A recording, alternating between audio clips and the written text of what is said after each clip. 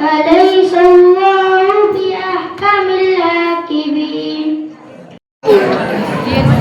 سلام مصطفى سے کہہ دینا ہمارے سلام کہتے یاد کرتے تم کو شام و سحر دل ہمارے سلام کہتے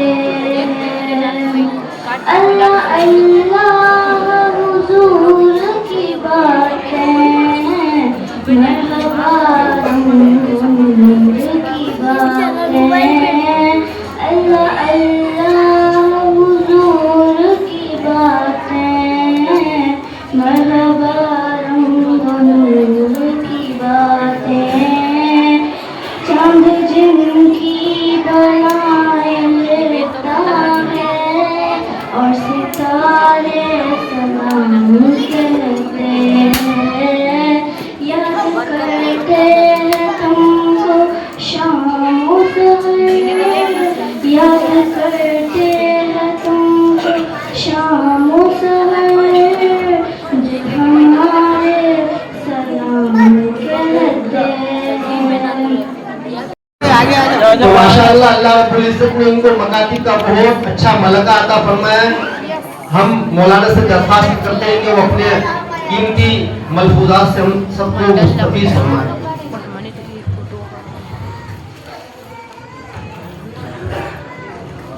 السلام علیکم ورحمۃ اللہ وبرکاتہ. الحمد للہ کفا والسلام علی عباده الذین اصطفى وصلی وسلم وبارک علی نبینا المصطفى وعلى آلہ واصحابہ نجوم الہدى قادة التقى. اللهم علمنا منه ما جهلنا ووفقنا لما تحب وترضى من القول والعمل. اما بعد اعوذ باللہ من الشیطان الرجیم بسم اللہ الرحمن الرحیم. ام کنتم شہداء اذ حضر یعقوب الموت اذ قال لبنیہ ما تعبدون من بعدی قالوا نعبد الہک و الہ آبائک ابراہیم و اسماعیل و اسحاق الہا واحدا ونحن له مسلمون.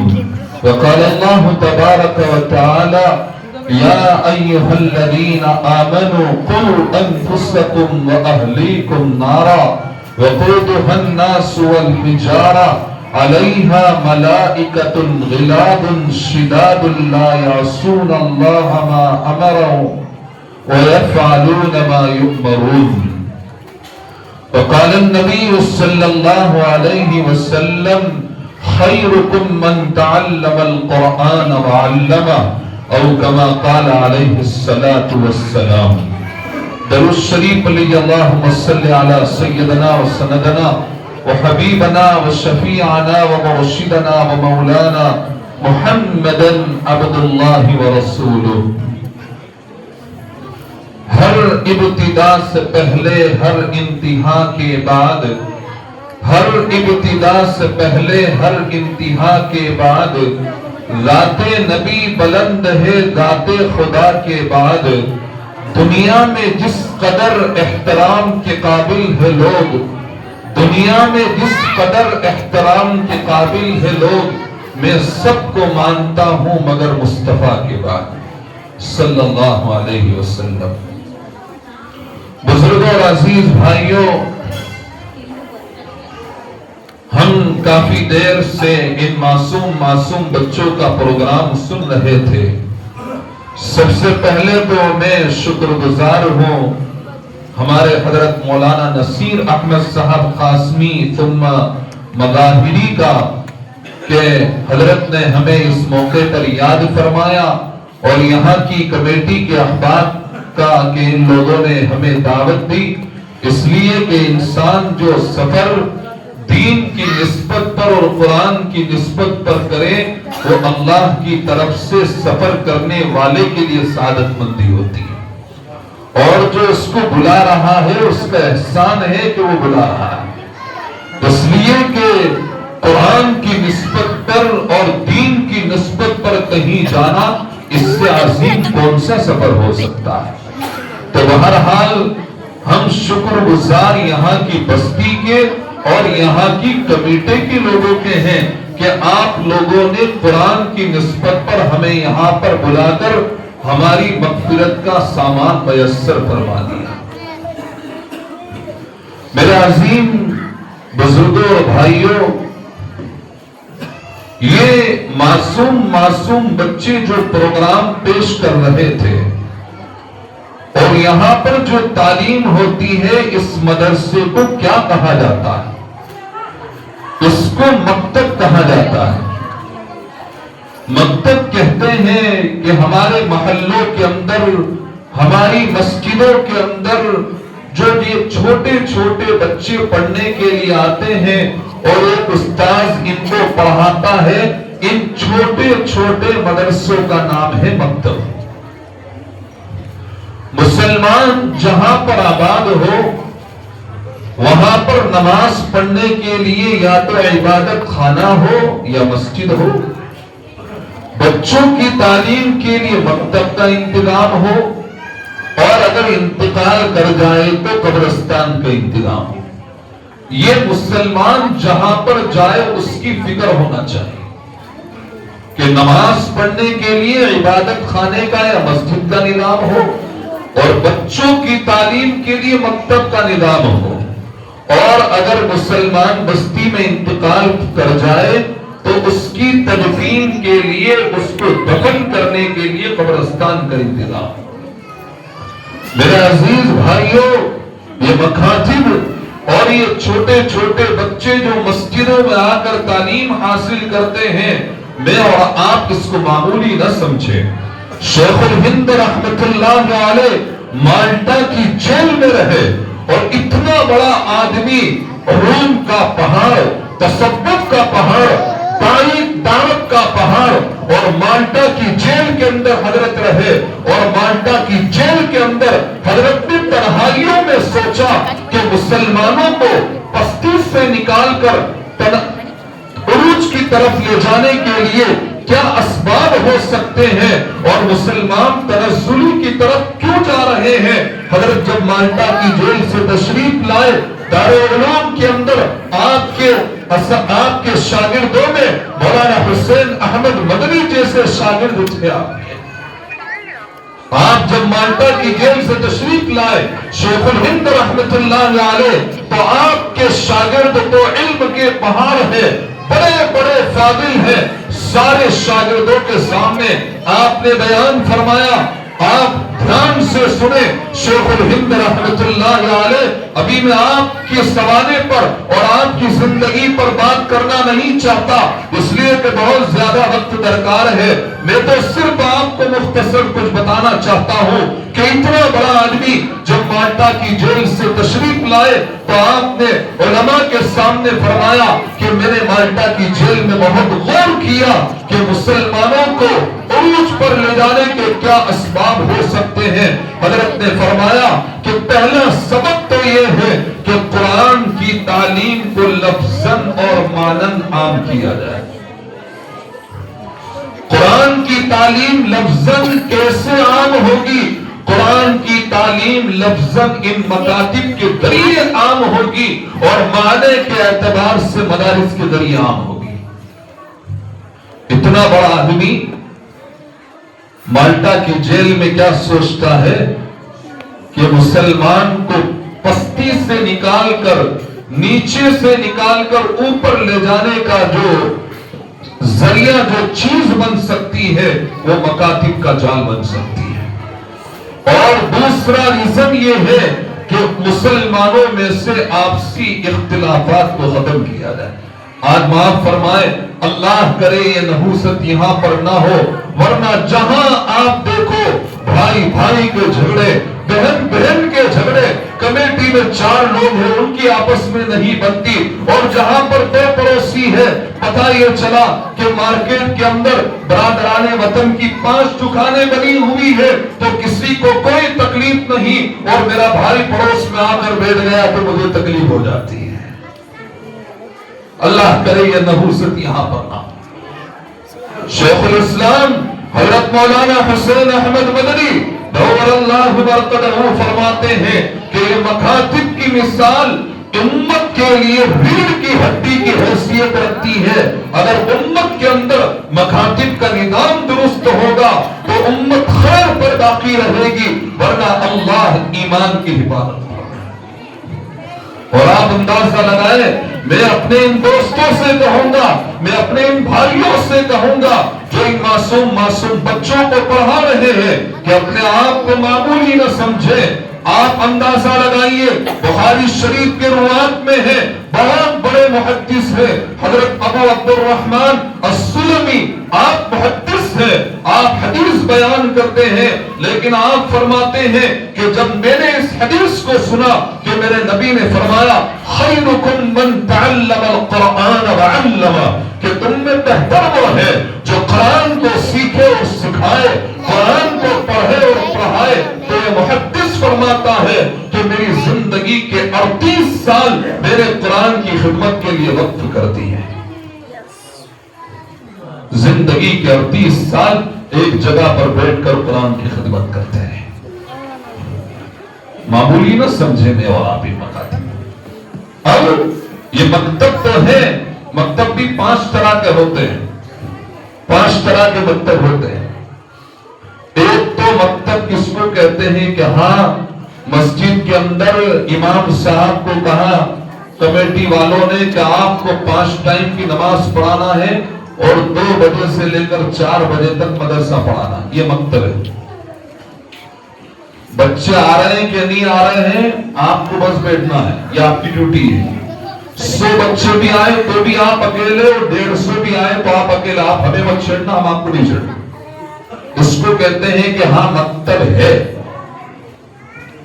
اور ایک مکتب یہ ہوتا ہے کہ ماشاءاللہ امام صاحب کچھ فکر مند ہے اور کمیٹی والے بھی کچھ فکر مند ہے، تو اتنا طے ہوا کہ ہاں مدرسے کے اندر بچے آئے تو جتنے آپ پڑھا سکتے ہیں اتنے آپ پڑھائیے، اور اگر تھوڑی کوانٹیٹی بڑھ جاتی ہے، بچے بڑھ جاتے ہیں، تو آپ کمیٹی والوں کو بتائیے، اللہ تعالیٰ انتظام فرمائیں گے اور ایک مدرس اور آپ رکھ لیجیے.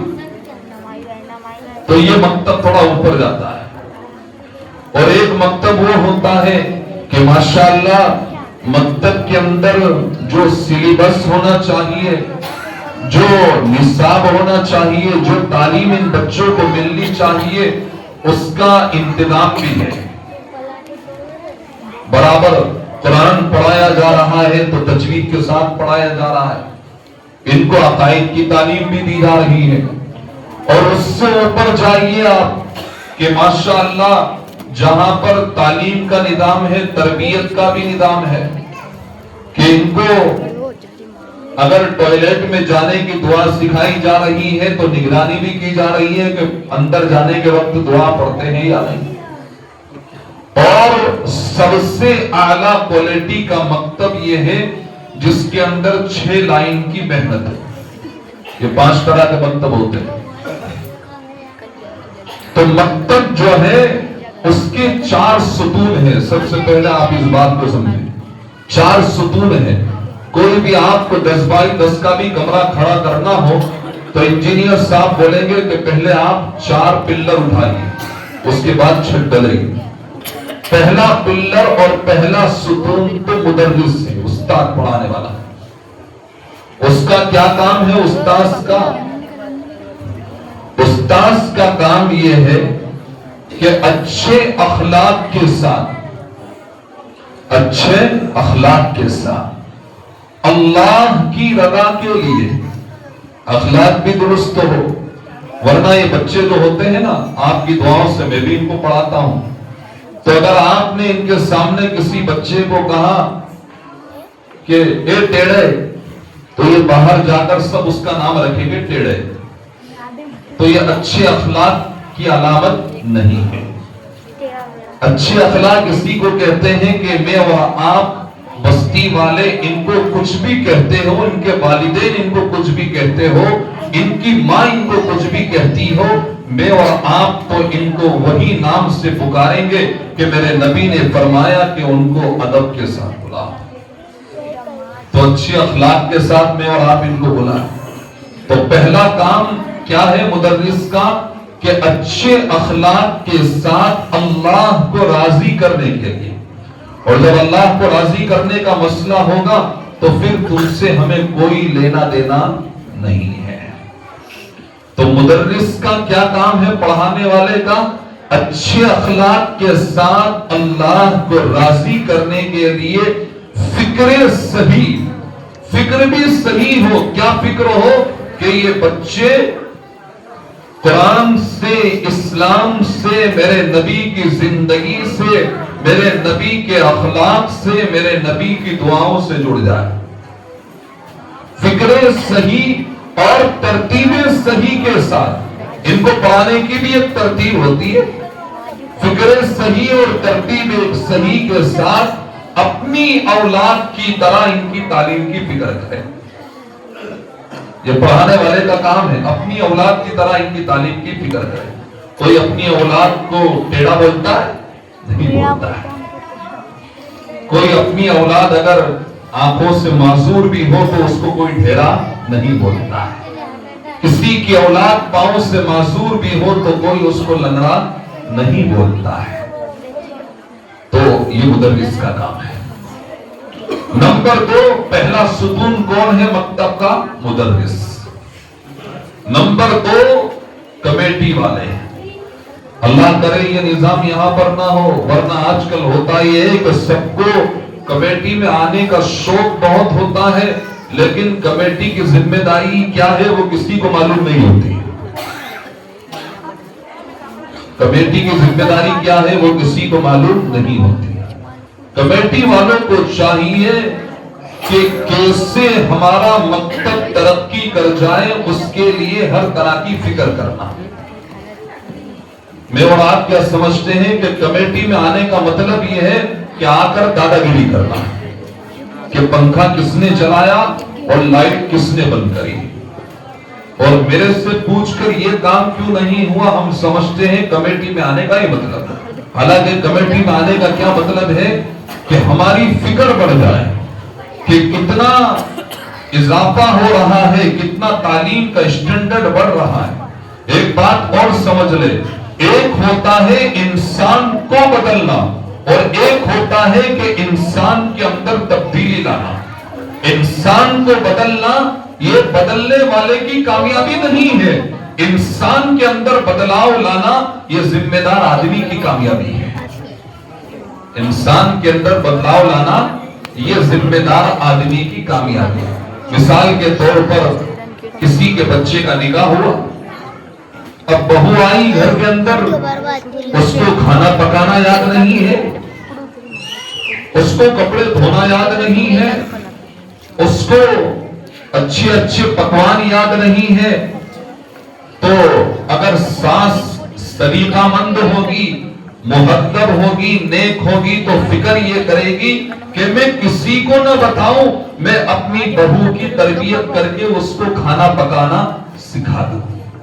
اور اگر ساس کے اندر ساس بننے کی صلاحیت نہیں ہوگی تو وہ بچے کا گھر خراب کر دے گی.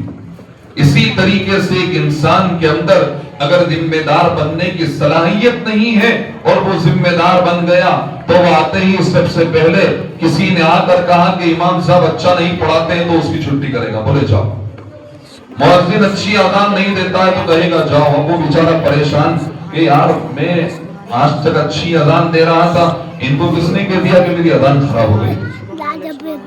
تو کمیٹی والوں کا کام یہ ہے، ہر ایک اپنے کام کو سمجھے. کمیٹی والے کا کام یہ ہے کہ مکتب کی تعلیم اور تربیت کے لیے کون سی چیز ضروری ہے، کیا پڑھایا جانا چاہیے، کتنی پڑھانے والے اساتذاؤں کی تنخواہ ہونا چاہیے. اب میں اور آپ ان کو کہیں گے خوب محنت سے پڑھاؤ، اور میں اور آپ ان کو کہیں گے 2000 روپے میں ہم آپ کو مہینے کے دیتے ہیں، کچھ نہیں کرنے کا. انسان تنہائی میں سوچے کیا میرے بچے کا اور میرے بیٹے کا گھر 2000 میں چل سکتا ہے؟ اگر میرا بچہ 2000 میں پریشان رہتا ہے تو میں کیوں اس پر امام پر ظلم کر رہا، کیوں اس پر ظلم کر رہا ہوں؟ جن کی اولاد ہے ان کی ذمہ داری ان کے سامنے بات رکھے. ہم جن کی اولاد ہے جہاں پر دنیا کی تعلیم کے لیے لاکھوں روپے فیس دے رہے ہیں، کیا قرآن کے لیے مسلمان نہیں دے سکتا؟ دے گا ضرور۔ تو کمیٹی والے اپنا کام سمجھیں۔ نمبر 3، نصاب ہونا چاہیے، سلیبس ہونا چاہیے کہ بچوں کو مکتب کے اندر کیا پڑھایا جائے۔ یہاں تو الحمدللہ کام ہو رہا ہے، لیکن چونکہ ایک موضوع چل رہا ہے اس لیے میں ساری باتیں آپ کے سامنے نقل کر رہا ہوں کہ بچوں کو پڑھایا کیا جائے۔ ہوتا یہ ہے عام متن کہ بچہ 4 سال کی عمر میں مکتب کے اندر آیا اور وہ 15 سال کی عمر تک یا 14 سال کی عمر تک مکتب میں پڑھا۔ کسی جگہ اس نے 8 سال پڑھا، کسی مکتب میں 6 سال پڑھا، اور وہ اخیر کے اندر کہ اس سے پوچھو کہ کتنی دعائیں یاد کری تو وہ بچہ سناتا ہے کہ 6 دعائیں یاد ہے۔ کون کون سی؟ کھانے کی، کھانے کے بعد کی، سونے کی، سو کر اٹھنے کی، اور بیت الخلا جانے کی، اور بیت الخلا سے نکلنے کی۔ اور اگر ایک سلیبس ہوگا، ایک نصاب ہوگا آپ کے پاس، تو پھر انشاءاللہ العزیز آپ کے بچے کو 80 دعائیں 100 دعائیں یاد ہوگی۔ اب نصاب میں کیا ہونا چاہیے؟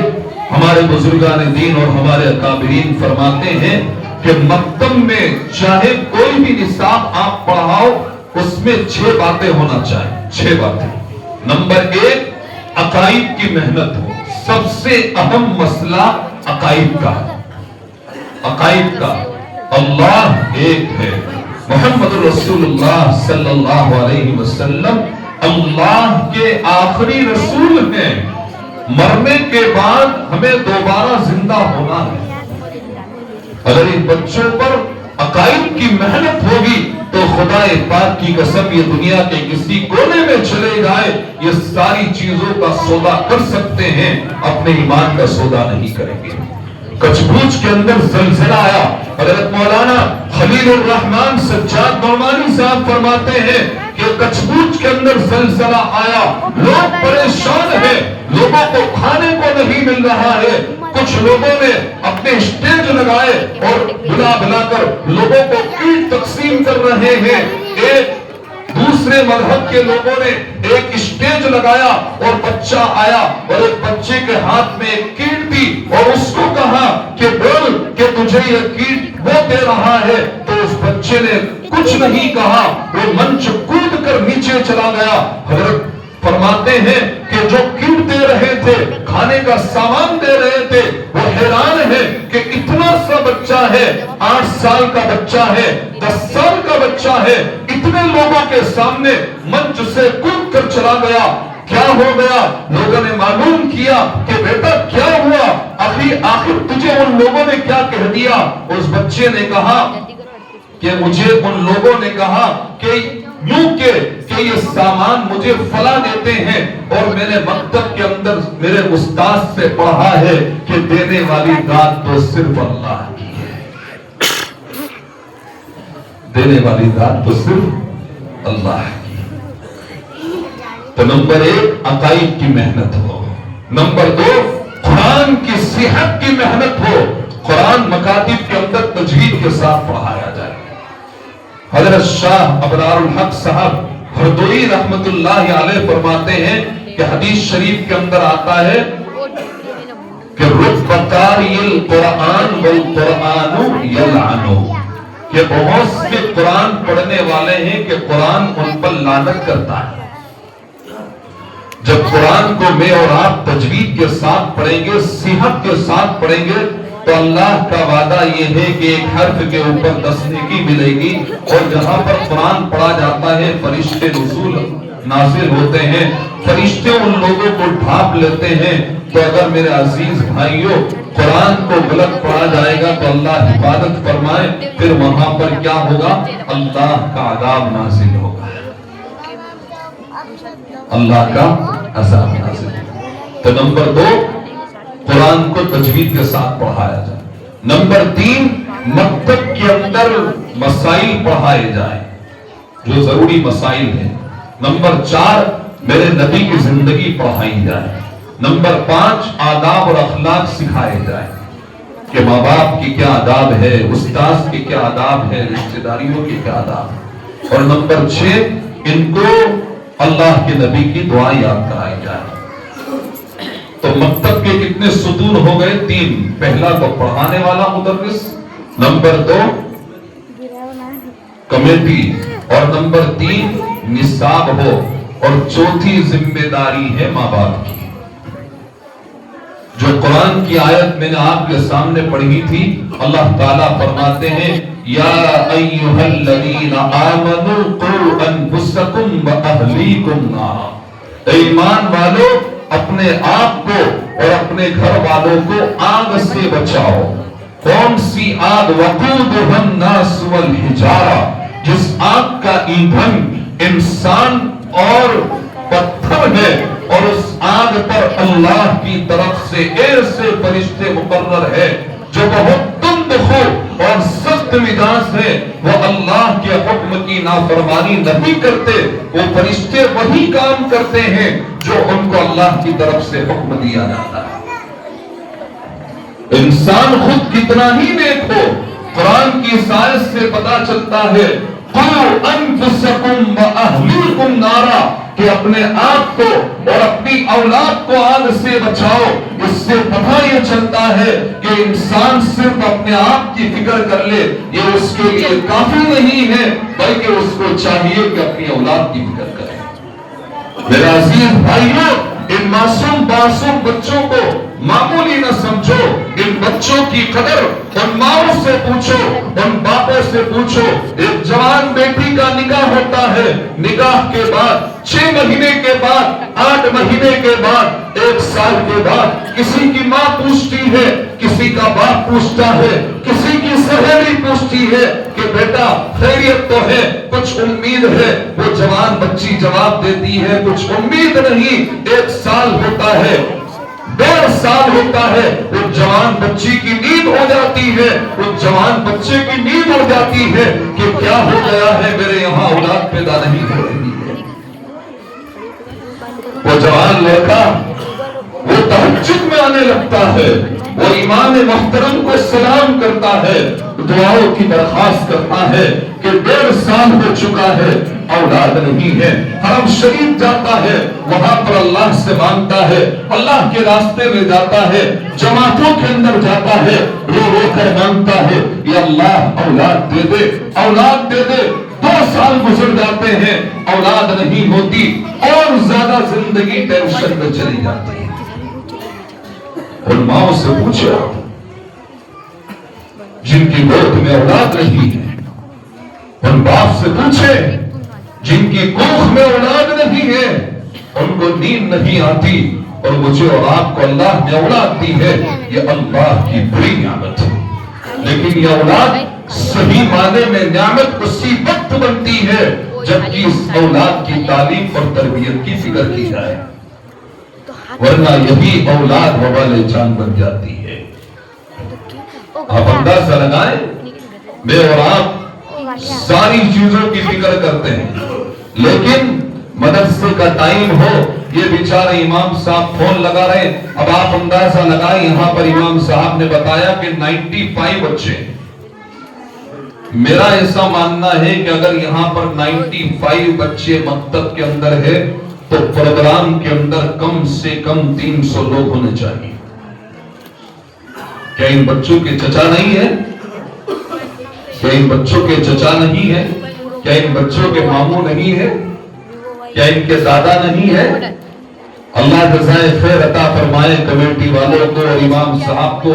یہ لوگ تو اپنا کام کر رہے ہیں، لیکن سب سے زیادہ ذمہ داری تو ہماری ہے، اس لیے کہ اولاد ہماری ہے، لیکن میں اور آپ بے فکر ہوتے ہیں۔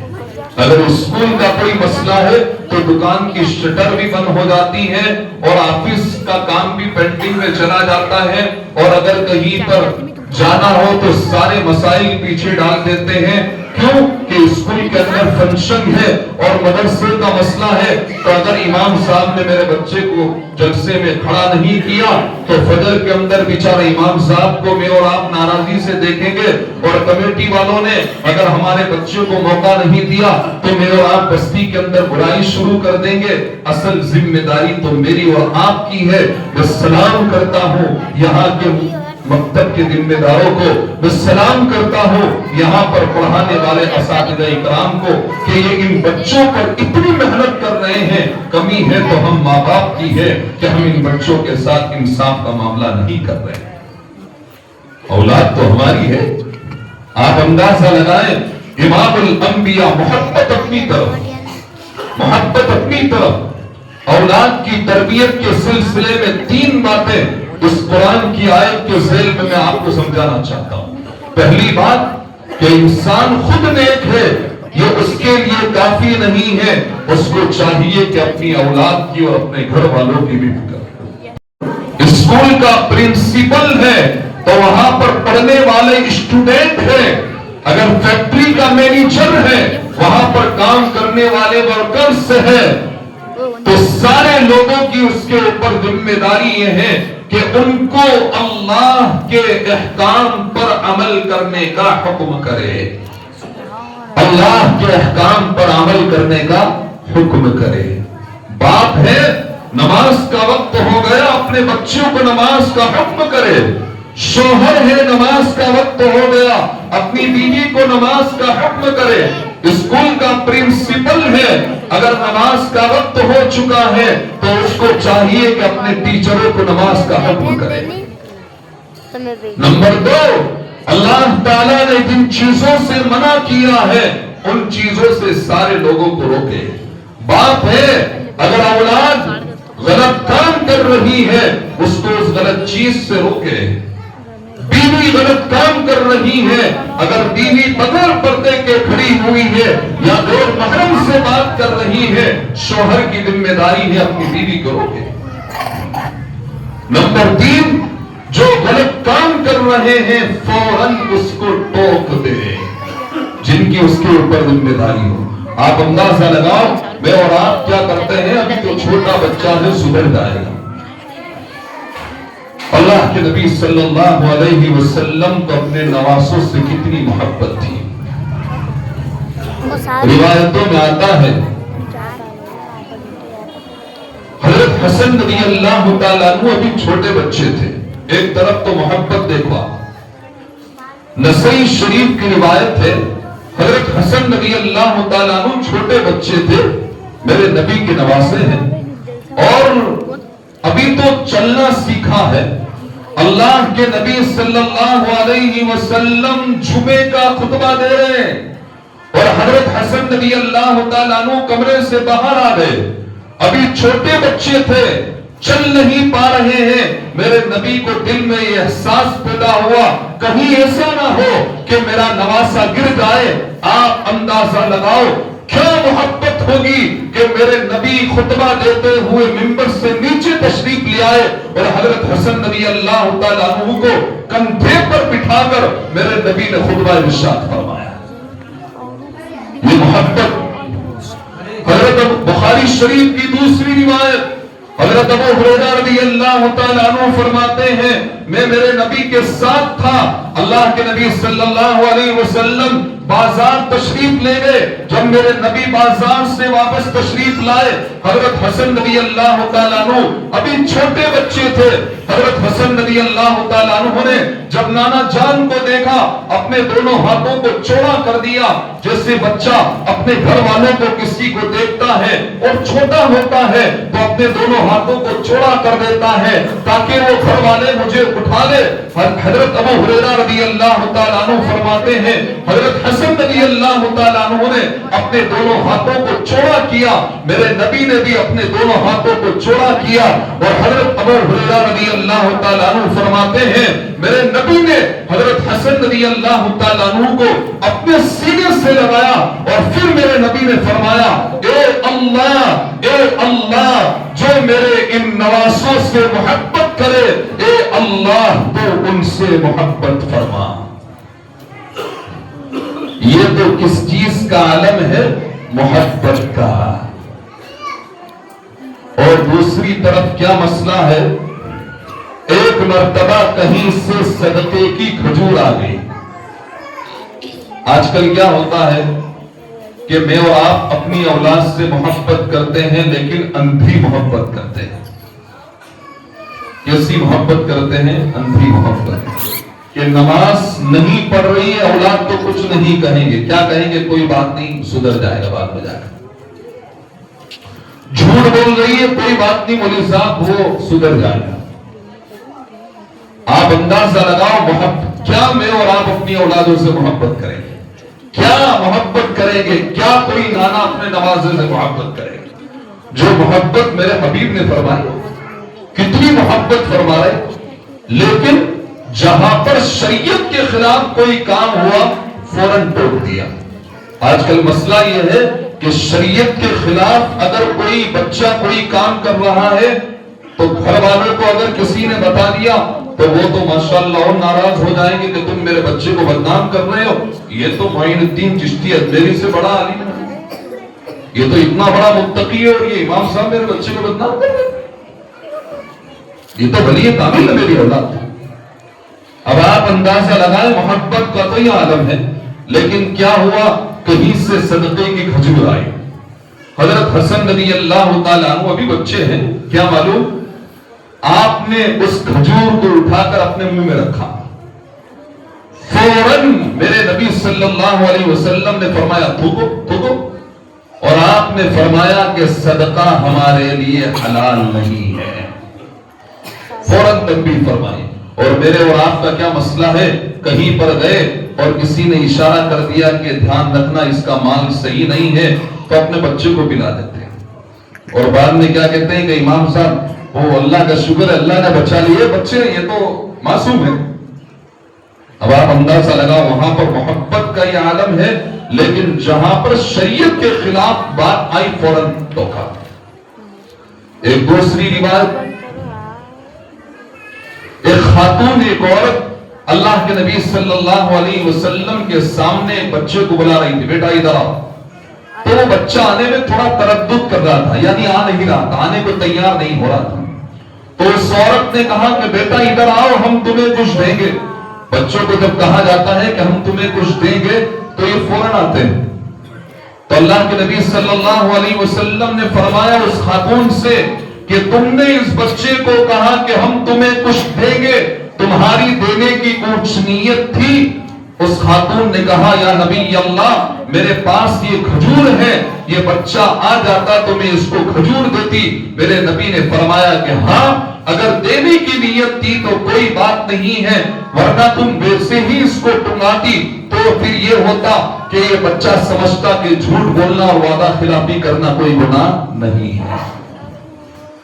بچپن سے ہی تربیت کہ اگر آپ بچے کو بلا رہے ہیں اور آپ نے کہا کہ میں مذاق کر رہا تو پھر وہ زندگی بھر یہ بچہ مذاق میں جھوٹ بولتا رہتا ہے، اور میں اور آپ کہتے دعا کرنا دعا کرنا، کیا دعا کرنا؟ جھوٹ بولنا تو آپ نے سکھایا۔ اور پھر تربیت کے سلسلے میں آج کے زمانے میں جو سب سے بڑی مسٹیک یہ ہوتی، سب دھیان سے سنیں، یہ بزرگان دین، یہ ہمارے اکابرین، یہ میری بات کے مخاطب نہیں ہے کہ سفید داڑھی والے جتنے بیٹھے ہیں انہوں نے ہم لوگوں کی تربیت کی اس لیے تو ہم مسجد میں بیٹھے۔ میں تو ہمارے ان جوان دوستوں کو سنانا چاہتا ہوں، پہلے ایسا ہوتا تھا کہ گھر کے اندر ایک دسترخوان لگتا تھا اور اس پر چچا بھی بیٹھتے تھے، ابا بھی بیٹھتے تھے، بڑے بھائی بھی بیٹھتے تھے اور سب کھانا کھاتے تھے۔ اور آج کیا ہو گیا کہ ہر ایک اپنا الگ الگ کھانا کھاتا ہے۔ تو پہلے یہ ہوتا تھا کہ جب سب ایک ساتھ کھانا کھاتے تھے تو کوئی بچہ کھانے کے اندر اگر بسم اللہ نہیں پڑھتا تو چچا ٹوک دیا کرتے، دادا ٹوک دیا کرتے، یا کہیں گھر کے اندر نماز کا مسئلہ ہوتا اور کوئی بچی نماز نہیں پڑھتی تو دادی اس کو ٹوک دیتی یا چاچی اس کو ٹوک دیتی۔ لیکن آج سب الگ الگ مسائل ہو جاتے ہیں تو پھر وہ بچہ آزاد ہو جاتا ہے اور وہ غلط کاموں میں لگ جاتا ہے۔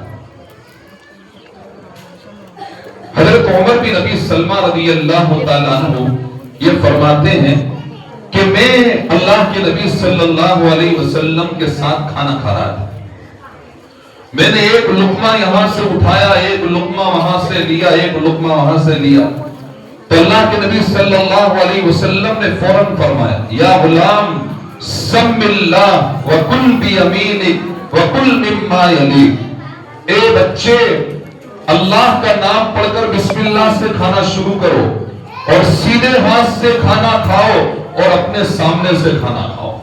میرے نبی نے کتنے سنتیں سکھائی؟ 3 سنت کہ بسم اللہ پڑھ کر کھاؤ، سیدھے ہاتھ سے کھاؤ اور اپنے سامنے سے کھاؤ۔ اب یہ کون تھے؟ عمر بن ابی سلمہ، ابھی تو چھوٹے بچے ہیں اور نبی کے ساتھ کھانے کے لیے بیٹھے، الگ الگ جگہ سے کھا رہے ہیں، تو فوراً نبی نے ٹوکا، اے بیٹا بسم اللہ پڑھ کر کھاؤ، اپنے سامنے سے کھاؤ اور سیدھے ہاتھ سے کھاؤ۔ اب یہ تھے کون؟ عمر بن ابی سلمہ۔ دھیان سے سنیں، اللہ کے نبی صلی اللہ علیہ وسلم کی زوجہ اور آپ کی بیوی حضرت ام سلمہ رضی اللہ تعالی عنہ کا جن سے پہلے نکاح ہوا تھا، ان سے یہ تھے عمر اور ان سے ایک بیٹی تھی زینب۔ یہ دونوں جب حضرت ام سلمہ رضی اللہ تعالی عنہ کا نکاح میرے نبی سے ہوا تو یہ دونوں اللہ کے نبی کی پرورش میں آ گئے۔ میرے نبی کی اولاد نہیں تھی یہ دونوں، کس کی اولاد تھی؟ حضرت ام سلمہ رضی اللہ تعالی عنہ کی، لیکن چونکہ نبی کی پرورش میں آ چکے تھے تو آپ اندازہ لگاؤ کہ نبی کی پرورش میں آئے تو نبی تربیت کا اتنا خیال فرما رہے ہیں اور میں اور آپ تو اپنی اولاد کا اتنا خیال نہیں رکھتے۔ آج میں اور آپ کیا کرتے ہیں کہ بچوں کو کھانے کے لیے ساتھ نہیں بٹھاتے اور کہیں پر مہمان بن کر جاتے ہیں، پھر وہ بچہ کیا کرتا ہے کہ ایک روٹی لے کر ادھر بھاگا اور یہاں سے چاول اٹھا کر یوں کھا رہا ہے، تو پھر دوسری مرتبہ دعوت آتی ہے تو اہلیہ کو کہتے تم لوگوں کی دعوت نہیں، میرے اکیلے کی دعوت ہے۔ اب وہ بعد میں پوچھتے ہیں کہ پورے گھر کی دعوت دی، آپ ہمیں لے کر نہیں گئے، کیا کریں؟ ان کو ایک کو بھی تمیز نہیں ہے، میری انسلٹ کرواتے، میری بے عزتی کراتے ہیں، تو ان کو سکھائے گا کون؟ اب آپ اندازہ لگائیں کہ اللہ کے حبیب صلی اللہ علیہ وسلم ساتھ میں بٹھا رہے ہیں، کون ہے؟ سگی اولاد نہیں ہے، وہ تو حضرت ام سلمہ رضی اللہ تعالی عنہ کے ساتھ آئے تھے، عمر بن ابی سلمہ اور زینب، لیکن حضرت اللہ کے نبی صلی اللہ علیہ وسلم عمر بن ابی سلمہ کو ادب سکھا رہے ہیں۔ فوراً جب انہوں نے ادھر ادھر سے کھانا شروع کیا، میرے نبی نے فوراً ٹوکا اور آپ نے فرمایا اے بیٹا سیدھے ہاتھ سے کھاؤ، بسم اللہ پڑھو اور اپنے سامنے سے کھاؤ۔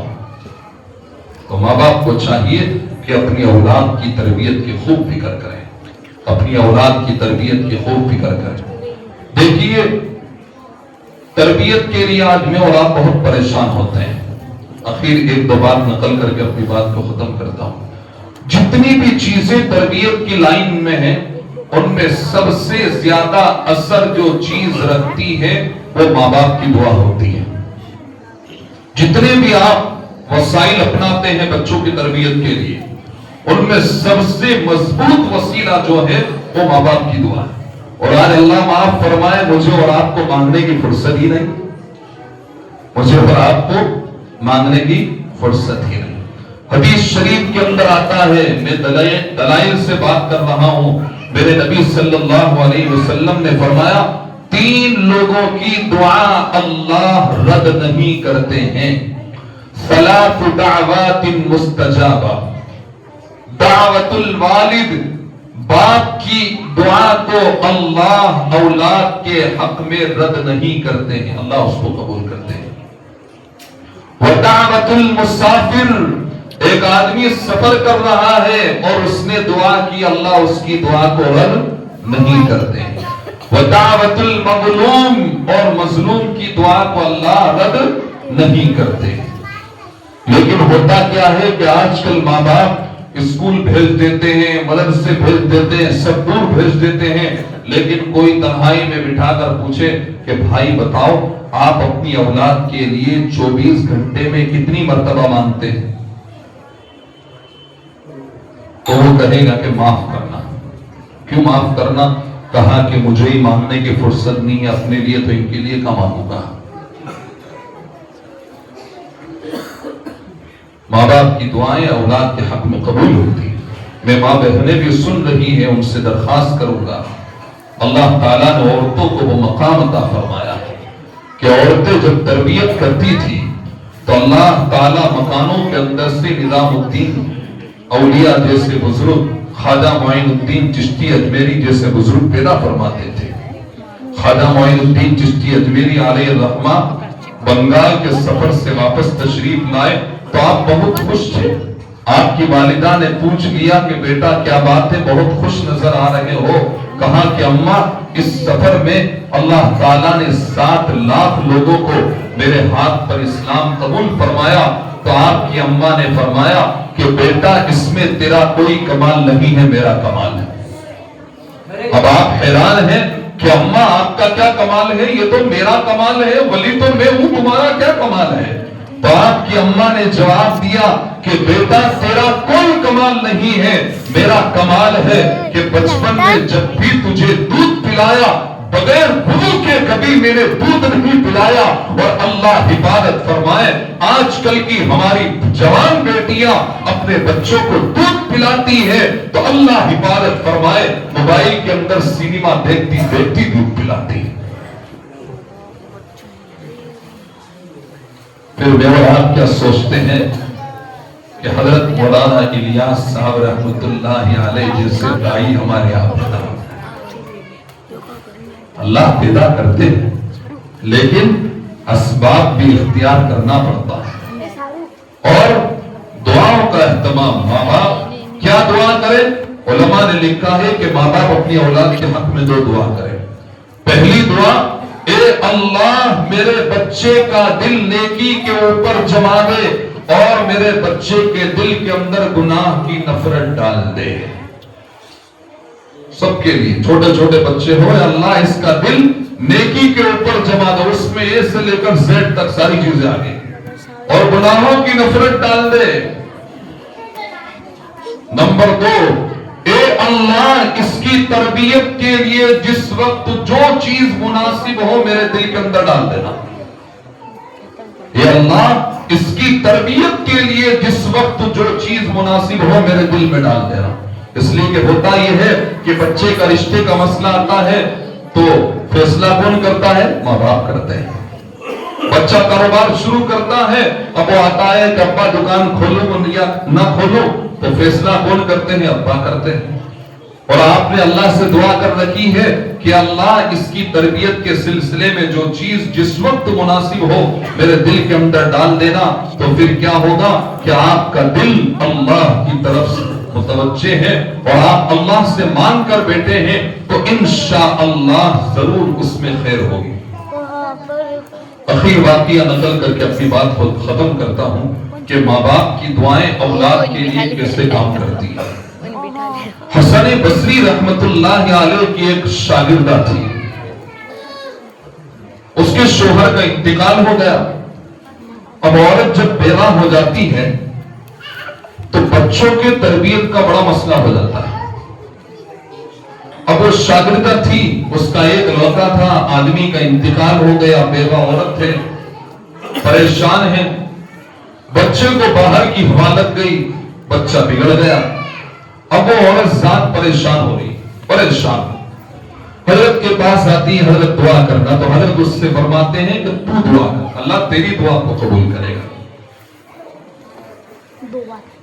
اب وہ عورت دعا کرتی رہی، بچے کو سمجھاتی رہی کہ بیٹا بیٹا بیٹا سدھر جا، غلط دوستوں کے ساتھ مت بیٹھا کر، غلط کام مت کیا کر. ماں باپ جو ہوتے ہیں نا، آج ہم جوانوں کو سمجھ میں نہیں آتی یہ باتیں، جب جوتے کھاتے ہیں تب سمجھ میں آتی ہے، ہماری سمجھ میں نہیں آتی.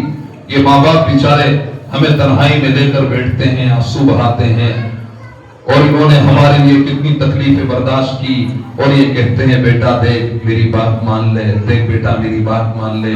تو میرے اور آپ کے سمجھ میں نہیں آتی ہے، لیکن پھر کیا ہوتا ہے، منمانی کرتے ہیں، کسی کو لے کر آتے ہیں اور پھر وہ سر پر بیٹھتی ہے. اس دن سمجھ میں آتی ہے کہ میں نے اپنے ابا کو تکلیف دی تھی، آج یہ سر پر سوار ہوئی ہے، اب کچھ نہیں ہو سکتا ہے. تو بہرحال وہ نوجوان بہت بگڑ گیا. لیکن حضرت اس کی ماں سے برابر کہتے رہے کہ تو دعا کر، اللہ تیری دعا کو قبول کریں گے. اللہ کا نظام کہ وہ نوجوان بیمار ہو گیا اور ایسا سخت بیمار ہوا کہ اس کو یقین ہو گیا کہ شاید اب میری زندگی نہیں رہے گی. اس نے اپنی ماں سے کہا کہ اماں آپ حسن بصری کو کہیے کہ مجھے توبہ کرا دے، اب میں توبہ کرنا چاہتا ہوں۔ یہ عورت گئی حسن بصری علیہ الرحمہ کے پاس، کہا کہ حضرت میرا بچہ بہت بیمار ہے اور آپ کے ہاتھ پر توبہ کرنا چاہتا ہے۔ اب حضرت نے سوچا کہ اتنی مرتبہ سمجھایا، میری بات تو مانتا نہیں ہے، تو حضرت نے فرمایا کہ ٹھیک ہے، ابھی میرے پاس وقت نہیں ہے، بعد میں دیکھیں۔ اس لیے کہ دوپہر کا وقت تھا، حضرت دوپہر میں کھانا تناول فرماتے تھے اور ظہر کی نماز کے بعد تفسیر فرماتے تھے۔ تو حضرت نے سوچا کہ ابھی میرے پاس وقت نہیں ہے، تو وہ ماں واپس گھر پر آئی اور اس نے آ کر اپنے بیٹے سے کہا کہ بیٹا تو اتنا بگڑ گیا ہے کہ وہ اللہ کے ولی ہمارے گھر بھی آنے کو تیار نہیں ہے۔ لیکن کام کیا چیز کر رہی تھی؟ ماں کی دعا۔ اب اس نوجوان نے سوچا کہ کیا کروں، وہ اللہ کے ولی بھی گھر پر نہیں آتے۔ اس نے ٹوٹے ہوئے دل کے ساتھ اللہ کی طرف متوجہ ہو کر کہا، اے اللہ میں اتنا گنہگار ہو چکا ہوں اور اتنے میں نے گناہ کر دیے ہیں اور اتنے پاپ کر بیٹھا ہوں کہ اے اللہ تیرا ولی بھی میرے سے ہاتھ ملانے کو تیار نہیں ہے۔ اے اللہ مجھے معاف فرما دے، اے اللہ مجھے معاف فرما دے، اے اللہ مجھے معاف فرما دے۔ وہ نوجوان بستر پر اللہ سے معافی مانگ رہا ہے اور اپنی ماں سے کہا، اے اماں میں مر جاؤں، مجھے قبرستان میں مت دفنانا، اس لیے کہ میرے بہت گناہ کیے ہیں۔ اے ماں میں نے تیرا بھی دل دکھایا ہے، اللہ والے کا بھی دل دکھایا ہے، اے میری ماں مجھے قبرستان میں مت دفنانا، میری وجہ سے دوسرے لوگوں کو بھی تکلیف ہوگی۔ اور دوسری بات اس نوجوان نے کہی کہ اماں میں مر جاؤں تو میرے گلے کے اندر دوپٹہ ڈال کر میری لاش کو گھسیٹنا، اس لیے کہ جب کتا مر جاتا ہے تو اس کو گھسیٹا جاتا ہے۔ یہ ٹوٹے ہوئے دل سے اس نے 3 باتیں کہی، اللہ سے معافی مانگی اور دوسری بات اس کی ماں سے کہا مجھے قبرستان میں مت دفنانا، اور تیسری بات اس نے اپنی ماں سے کہا کہ مجھے میری لاش کو گھسیٹنا۔ بس اتنا کہنا تھا کہ اس نے کلمہ پڑھا اور اس کی جان اللہ کے حوالے کر دی۔ اب جیسے ہی جان اللہ کے حوالے ہوئی، تھوڑی دیر کے بعد تو حسن بصری علیہ الرحمہ نے فرمایا کہ بس میں نے کھانا کھایا اور قیل اللہ کی نیت سے میں آرام کے لیے لیٹا اور خواب میں مجھے کسی نے بتایا کہ حسن بصری تم ہمارے کیسے ولی ہو کہ ہمارے ایک ولی کا انتقال ہو چکا ہے اور تم جنازہ پڑھانے نہیں جاتے۔ میں تمہارے بیٹے کا جنازہ پڑھانے آیا۔ اب آپ اندازہ لگاؤ اس پوری تبدیلی کے اندر کس چیز کا مین رول رہا؟ وہ ماں کی دعا تھی۔ اس لیے میرا عزیز بھائیو قابل مبارکباد ہے یہاں کے مکتب کے ذمہ داران، انہوں نے فکریں فرمائی، الحمدللہ اللہ کا شکر ہے، بہت اچھا یہاں پر نظام چل رہا ہے۔ اور میں مبارکباد پیش کرتا ہوں یہاں کی کمیٹی کے احباب کو اور بستی کے ذمہ دار حضرات کو کہ آپ حضرات نے تعاون فرمایا، ساتھ دیا۔ ہمیں چاہیے کہ اللہ تعالیٰ نے ہمیں اولاد عطا فرمائی ہے، اس کی تعلیم اور تربیت کی فکر کرے۔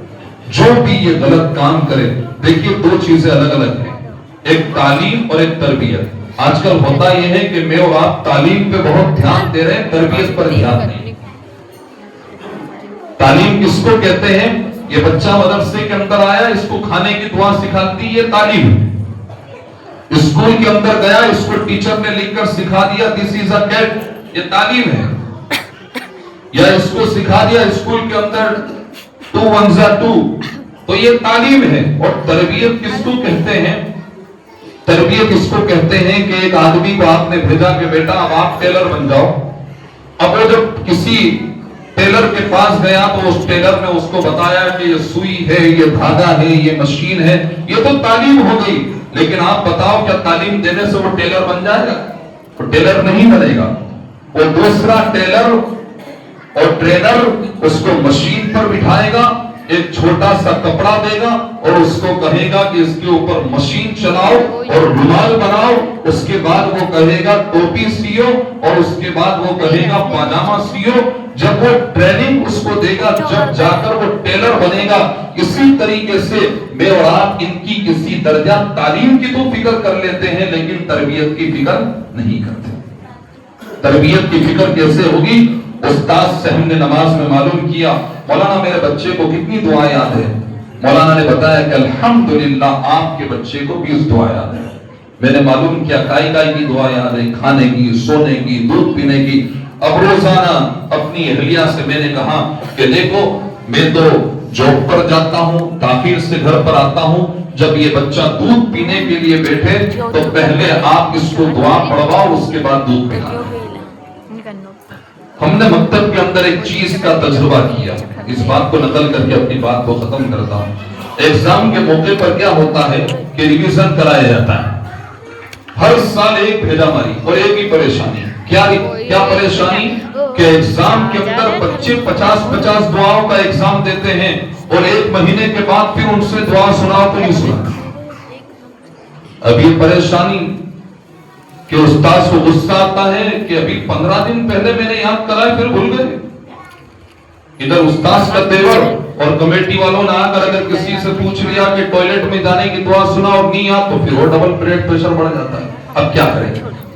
اس کا سب سے اچھا طریقہ یہ ہے کہ اگر مجھے معلوم ہے کہ میری کلاس میں یا میرے بچے کو 10 دعا یاد ہے اس کو پریکٹیکل اور عمل کے اندر لانے کی کوشش کریں.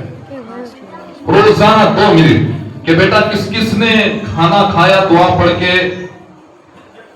اور جھوٹ بولنے کی عادت بالکل نہیں ڈالنا. ہوتا یہ ہے کہ میں اور آپ ان کو ڈراتے ہیں کھڑے ہو جاؤ، تو اب اس کو معلوم ہے کھڑا کریں گے تو وہ سوچتا ہے کہ اپنی جان پیاری ہے، ہاں دعا پڑھی مولا. گھر پر گئے اور ابا نے پوچھا کہ کس کس نے دعا نہیں پڑھی، اور اگر آپ نے ان کو ڈنڈے سے بات کی تو وہ تو بچے ہیں وہ کہیں گے کہ ہاں دعا پڑھی، وہ جھوٹ بولے. اور اگر آپ نے کہا بیٹا کھانا کھایا، آپ لوگوں نے گھر پر گئے کھانا کھایا، دعا پڑھی تھی نہیں پڑھی؟ دیکھو بھائی عبداللہ نے پڑھی تھی، عبد الرحمن آئندہ کل سے آپ بھی پڑھنا. احمد آپ بیت الخلا میں گئے تھے، بیٹا دعا پڑھی تھی آپ نے؟ کہا کہ ابا نہیں پڑھی تھی. بھائی محمود آپ نے پڑھی تھی؟ کہا کہ ابا میں نے پڑھی تھی. الحمدللہ بھائی نے پڑھی، آئندہ کل سے آپ بھی پڑھنا. تو انشاءاللہ اس طریقے سے بچوں کو وہ چیز بھی یاد آ جائے گی اور میرے نبی کی تربیت والی سنت پر بھی عمل ہو جائے گا. اللہ تعالی عمل کی توفیق عطا فرمائے. دعا کرتا ہوں.